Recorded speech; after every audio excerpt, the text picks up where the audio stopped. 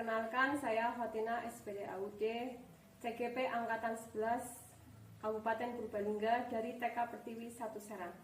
Kali ini saya akan melaksanakan tugas CGP saya, yaitu modul 3.1 demonstrasi kontekstual pengambilan keputusan berbasis nilai-nilai kebajikan sebagai pemimpin. Untuk kesempatan kali ini, saya akan mewawancarai Bapak Kepala Sekolah SD Negeri 5 Serang, beliau yaitu Bapak Arifudin SPD MPD. Langsung saja saya akan melaksanakan wawancara ini. Assalamualaikum Pak Arif. Waalaikumsalam Bu Dina. Bagaimana kabarnya? Alhamdulillah sehat. Alhamdulillah. Terima kasih atas waktunya, Bapak sudah menyempatkan waktu untuk saya, untuk tugas wawancara saya. Sama-sama. Untuk saat ini Pak Arif dalam melaksanakan kepemimpinan di SD Negeri 5 Serang tentu banyak sekali ya menyembuhkan masalah dalam kaitannya di sini tentang dilema etika, Pak. Kalau boleh saya tahu, bagaimana Bapak mengidentifikasi kasus-kasus yang merupakan dilema etika atau bujukan moral? Iya, tentu saja sebagai seorang pemimpin dalam satu instansi, dalam satuan pendidikan, saya sering menjumpai permasalahan-permasalahan yang harus saya selesaikan. Ya. Misalnya ada permasalahan yang kedua-duanya benar atau sering disebut dengan dilema etika, atau dua permasalahan yang dimana salah satu benar dan salah satu itu salah atau sering disebut dengan bujukan moral. Tentu saja agar keputusan yang saya ambil itu keputusan yang tepat, bukan keputusan yang salah, saya harus mengidentifikasi permasalahan-permasalahan tersebut. Yang pertama, saya harus memahami permasalahan tersebut secara detail, secara mendalam. Kemudian setelah memahami, saya menjalin komunikasi dengan pihak-pihak yang terkait atau pihak-pihak yang terlibat dalam masalah tersebut. Kemudian setelah itu saya melakukan beberapa pengujian atau membuat beberapa pertanyaan-pertanyaan, ya. Apakah keputusan yang saya ambil nantinya itu akan bertentangan dengan norma atau bertentangan dengan hukum, ataukah nantinya dapat menimbulkan ketidaknyamanan sosial. Jika keputusan yang saya ambil itu lolos dua-duanya, maka bisa dikatakan bahwa itu merupakan dilema etika. Akan tetapi jika salah satu dari dua keputusan yang akan saya ambil itu tidak lolos dari pengujian yang tadi, di mana ada yang berbenturan dengan norma atau dapat menimbulkan ketidaknyamanan sosial, maka bisa dikatakan itu merupakan bujukan moral. Jadi seperti itu. Berarti diidentifikasi dengan detail, kemudian diuji ya, Pak? Diuji, ya. Begitu, baik. Kemudian untuk menjalankan pengambilan keputusan tersebut di sekolah, kasus-kasus mana yang menurut Bapak itu sama-sama ada benar, mengandung unsur sama-sama benar, atau sama-sama mengandung nilai-nilai kebajikan? Iya, tentu saya akan melihat siapa atau faktor apa yang berbenturan dalam kasus tersebut, ya. Apakah melibatkan satu perorangan atau banyak orang, apakah itu berkaitan dengan kesetiaan atau keadilan atau rasa belas kasihan, kemudian apakah berdampak pada masa yang sekarang ataukah nantinya berdampak pada masa yang akan datang. Itu seperti itu. Oh, begitu. Berarti nanti imbasnya nanti itu apa ya, untuk sekarang dan masa yang akan datang, berarti jangka panjang dan jangka pendek, ya, begitu. Oh, berarti untuk melaksanakan hal tersebut, langkah-langkah atau prosedur seperti apa yang biasa Bapak lakukan? Iya, dalam pengambilan keputusan tersebut, prosedur-prosedur yang saya lakukan biasanya yang pertama, saya akan berpikir apakah keputusan yang saya ambil itu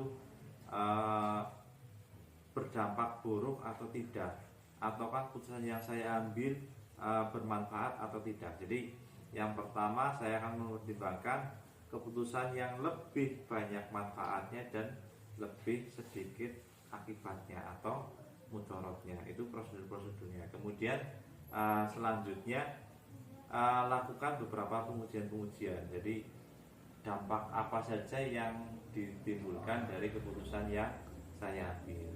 Kemudian setelah mengambil keputusan tidak sampai di situ ya. Jadi dilakukan pengujian-pengujian lagi, dampaknya seperti apa. Jadi kalau sudah seperti itu, insya Allah keputusan yang diambil itu merupakan keputusan yang dapat dipertanggungjawabkan. Oh, begitu ya Pak. Jadi mengedepankan itu dampak juga ya Pak. Iya. Nah, berarti dari hal yang Bapak lakukan itu tadi, yang dianggap paling efektif untuk pengambilan keputusan pada kasus-kasus dilema etika itu seperti apa Pak? Iya, biasanya dalam permasalahan dilema etika atau kasus-kasus dilema etika itu merupakan permasalahan-permasalahan yang kompleks, yang rumit. Langkah pertama yang saya lakukan adalah dengan cara menyederhanakan permasalahan tersebut, ditarik benang merahnya sehingga mudah untuk diambil keputusan yang terbaik. Kemudian selain itu dengan membangun kebijaksanaan itu juga tidak kalah pentingnya. Jadi dalam membangun kebijaksanaan tadi itu selama ini tantangan apa yang Bapak ambil dalam mengambil keputusan-keputusan tersebut? Iya, saya rasa ketika kita mengambil suatu keputusan, suatu hal yang wajar ketika tidak memuaskan semua pihak, atau dengan kata lain kita tidak bisa memaksa semua pihak untuk menerima dengan ikhlas apa yang sudah kita putuskan. Nah, menurut saya ini merupakan tantangan atau PR bagaimana pihak-pihak yang tadinya tidak mau menerima atau tidak mau melaksanakan keputusan yang diambil pada akhirnya bisa menerima dengan ikhlas dan dapat melaksanakan dengan ikhlas. Selain itu, tantangan berikutnya adalah bagaimana kita semua itu punya komitmen untuk konsisten dalam melaksanakan keputusan yang sudah diambil atau sudah disepakati. Itu menurut saya dua tantangan. Jadi konsisten ya Pak dalam menjalankan keputusan tersebut. Nah, kemudian tatkala menemukan seperti itu, apakah ada jadwal tertentu dalam sebuah penyelesaian kasus etika tersebut? Kemudian apakah Bapak langsung menyelesaikan pada saat itu di tempat, atau mungkin ada jadwal yang sudah direncanakan dalam bentuk prosedur seperti apa yang Bapak jalankan? Iya. Saya tidak punya jadwal khusus atau jadwal yang terstruktur dalam penyelesaian sebuah kasus atau permasalahan. Saya tentunya mempunyai skala prioritas, kemudian yang menjadi prioritas adalah apakah permasalahan tersebut mempunyai dampak yang besar terhadap kondusivitas lingkungan sekolah kita. Apabila memang punya dampak terhadap kondusivitas lingkungan, kemudian mengganggu, khususnya di sekolah ini mengganggu kegiatan pembelajaran, maka ini menjadi prioritas utama yang akan saya selesaikan. Oh, gitu. Jadi kita melihat kasus yang lebih prioritas ya Pak. Kemudian faktor-faktor apa saja yang selama ini Bapak rasa mempermudah atau membantu Bapak dalam mengambil keputusan tersebut? Iya.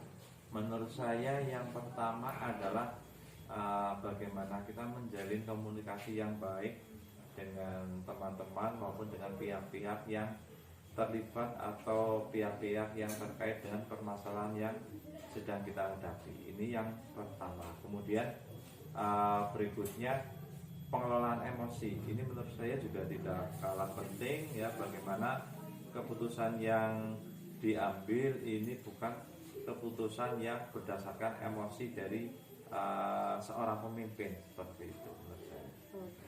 Jadi komunikasi yang baik semua warga sekolah ya Pak, dan pengelolaan emosi. Nah, dari yang Bapak sampaikan dari awal sampai akhir, ini yang terakhir, kemudian pembelajaran apa yang dapat Bapak petik dari pengalaman Bapak dalam mengambil keputusan mengenai dilema etika ini? Menurut saya dalam pengambilan keputusan yang pertama itu jangan terburu-buru dalam mengambil keputusan. Walaupun memang permasalahan itu harus diselesaikan dengan cepat, tetapi jangan terburu-buru. Lakukan identifikasi, kemudian komunikasi dengan pihak-pihak terkait, dan yang berikutnya adalah pengelolaan emosi. Itu menurut saya. Baik, terima kasih Pak. Ini sudah sangat jelas sekali ya, mudah-mudahan apa yang Bapak sampaikan bermanfaat bagi saya yang sebagai seorang CGP bisa menganalisis penerapan proses pengambilan keputusan berdasarkan nilai-nilai kebajikan, nantinya bermanfaat untuk kita semua ya Pak. Terima kasih atas waktunya, semoga Bapak semakin sukses dan apa yang saya laksanakan pada hari ini bermanfaat untuk kita semua. Terima kasih ya Pak. Sama-sama. Ya, saya mohon diri. Demikian tadi wawancara saya dengan Kepala Sekolah SD Negeri 5 Serang, semoga bermanfaat. Wassalamualaikum warahmatullahi wabarakatuh. Waalaikumsalam warahmatullahi wabarakatuh.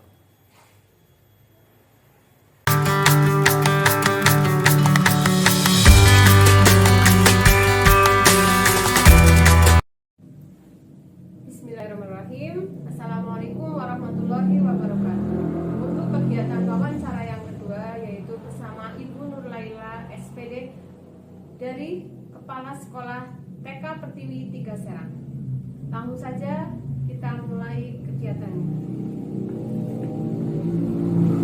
Assalamualaikum Bu Nur Laila. Waalaikumsalam warahmatullahi wabarakatuh. Apa kabar Bu? Alhamdulillah sehat. Alhamdulillah. Terima kasih ya Bu Nur Laila sudah berkenan menyempatkan waktunya untuk saya Bu. Iya. Kali ini saya akan wawancara untuk kegiatan saya, yaitu untuk kegiatan CGP saya, yaitu demonstrasi kontekstual pengambilan keputusan berbasis nilai-nilai kebajikan sebagai pemimpin. Nanti ada beberapa pertanyaan, Ibu bisa ya Bu? Ya insya Allah. Terima kasih Bu. Untuk pertanyaan yang pertama, selama ini bagaimana Ibu mengidentifikasi kasus-kasus yang merupakan dilema etika atau bujukan moral Bu? Untuk mengidentifikasi kasus dilema sepertinya memang tidak terlalu berat ya, tapi sama-sama mengandung kebaikan. Yang namanya dilema kan berarti ada dua ya, mengandung kebaikan.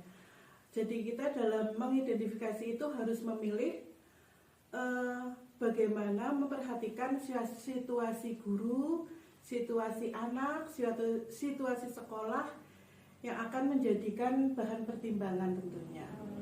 Berarti untuk dalam memutuskan dengan sekolah, dalam memutuskan keputusan. Nah, menurut Ibu bagaimana Ibu menjalankan keputusan atau yang Ibu ambil ketika di situ terutama mengandung dua kepentingan yang sama-sama benar atau sama-sama mengandung nilai kebajikan Bu? Dalam mengambil keputusan, tentunya kita harus melihat kebermanfaatannya terlebih dahulu. Keputusan itu lebih besar. Yang namanya keputusan itu kan ada sisi baik A, sisi baik B, seperti itu ya. Kan tidak bisa artinya mengakomodir semuanya. Tapi kita tetap harus mempertimbangkan bagaimana keputusan itu yang banyak manfaatnya, banyak maslahatnya seperti itu. Harus pilih seperti itu. Betul sekali Bu. Jadi ketika itu harus mempertimbangkan mudarat dan maslahat begitu ya. Kadang kita juga perlu sharing dengan teman mungkin ya, mungkin teman kita kita kan ada grup K3S, kita bisa saling sharing dengan teman-teman kepala sekolah. Mungkin ada kasus yang sama, kita bisa saling sharing walaupun tidak harus keputusannya harus sama, tapi itu tetap menjadi bahan pertimbangan. Itu tergantung dari kondisi sekolah masing-masing kita juga. Baik, Bu. Nah, ketika seperti itu, langkah-langkah atau prosedur seperti apa yang Ibu lakukan selama ini, Bu? Untuk langkah-langkah atau prosedurnya adalah pertama meminta pertimbangan, ya, meminta pertimbangan pada pihak lain. Dan yang kedua dari segi manfaat maupun mudaratnya. Dan yang ketiga kita lihat karakteristiknya, ya, karakteristik baik karakteristik anak. Walaupun mungkin pada kenyataannya mungkin dalam kita mengambil keputusan harus meminimalisir, paling tidak meminimalisir jumlah yang tidak yang tidak sependapat seperti itu. Oke. Jadi dengan pertimbangan kemudian kita menyesuaikan karakteristik, ya, Bu. Nah, dari prosedur yang Ibu lakukan selama ini, yang menurut Ibu paling efektif ketika mengambil keputusan itu yang seperti apa, Bu? Dalam mengambil keputusan kita sebenarnya itu sering ngobrol baik dengan guru, anak didik maupun dengan wali murid, ya. Secara tidak langsung kan ketika kita berkomunikasi baik dengan guru, anak didik maupun wali murid, kita itu menggali atau menjajaki kemauan atau tabiat-tabiat yang ada di situ untuk dapat menjadikan juga sebagai bahan pertimbangan dalam mengambil suatu keputusan. Oh, begitu, ya, Bu. Jadi kita harus tidak seanu sendiri, ya, tetapi kita memang harus mempertimbangkan semuanya, ya, Bu. Iya. Ketika sudah seperti itu, apakah Ibu pernah menyusun jadwal tertentu dalam sebuah penyelesaian kasus, atau Ibu langsung menyelesaikan di tempat, atau memiliki sebuah jadwal untuk menyelesaikannya? Kemudian bentuk atau prosedurnya seperti apa, Bu? Kalau yang namanya kasus kan kita kan tidak tidak kepengen ada kasus lah seperti itu. Betul. Jadi kita untuk menyelesaikan kasus itu tidak terjadwalkan, ya, tapi insidental lah. Misalkan ada kasus, ya, kalau misalkan prioritasnya itu harus segera diselesaikan, ya mari kita selesaikan, tidak usah menunda-nunda. Jadi tidak, untuk penyelesaian kasus itu kalau bisa ya segera diselesaikan, tidak terjadwalkan seperti itu. Nah, jadi setelah seperti itu memang melihat kondisi, ya, berarti langsung diselesaikan gitu. Nah, untuk menyelesaikan hal tersebut, faktor-faktor apa yang selama ini mempermudah atau membantu Ibu dalam pengambilan keputusan dalam kasus dilema etika ini, Bu? Sebagai seorang pemimpin tentunya memutuskan merupakan memang suatu hak, ya, sebagai pemimpin untuk mengambil keputusan. Tapi kalau dalam persoalan itu kita harus tetap meminta pertimbangan, meminta pertimbangan baik kepada si A, B maupun C.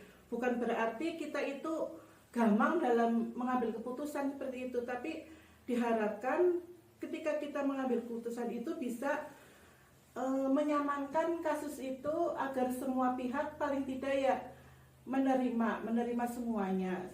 Walaupun mungkin ada yang tidak terpuaskan, tapi minimalisir lah, setidaknya seperti itu, dapat meminimalisir. Baik, Bu. Nah, ternyata sudah panjang lebar, ya, ini pertanyaan terakhir, Bu. Dari semua hal yang telah disampaikan, pembelajaran apa yang dapat Ibu petik dari pengalaman Ibu mengambil keputusan berkaitan dengan dilema etika, Bu? Dari pertama kita itu harus banyak membaca, ya, ternyata karena membaca itu merupakan jendela ilmu lah, Terus kita juga dalam mengambil keputusan, kita juga perlu komunikasi. Bukan berarti curhat ya, tapi kita berkomunikasi dengan baik untuk mengambil suatu keputusan. Karena apa ya, seburuk-buruk orang yang banyak bicara, tapi pasti ada satu kebaikan. Jadi kita tidak bisa apa namanya,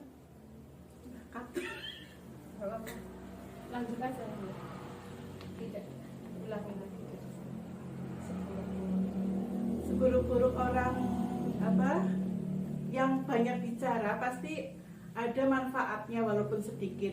Minimal curhatannya dia itu kita bisa mengurangi beban yang telah terjadi seperti itu. Oh, baik Bu. Wah, jadi sekarang saya banyak ilmu nih dari Ibu Nurlaila. Mudah-mudahan bermanfaat untuk kemajuan diri saya. Kemudian nantinya pasti saya belajar dari Ibu ya. Ini sudah sangat gamblang, ternyata Ibu ketika menyelesaikan kasus-kasus yang berhubungan dengan dilema etika maupun atau rujukan moral, ternyata sudah seperti itu ya Bu, sudah bagus sekali. Terima kasih ya Bu, ini sudah waktunya sudah untuk saya. Mudah-mudahan sekolah Ibu semakin maju dan Amin. kita semuanya senantiasa sehat ya Bu. Amin, amin. Terima kasih sekali ya Bu. Ya, Assalamualaikum warahmatullahi wabarakatuh. Waalaikumsalam warahmatullahi wabarakatuh. Demikian tadi wawancara saya dengan Ibu Nurlaila SPD, Kepala Sekolah TK Pertiwi 3 Serang. Mudah-mudahan bermanfaat. Wassalamualaikum warahmatullahi wabarakatuh.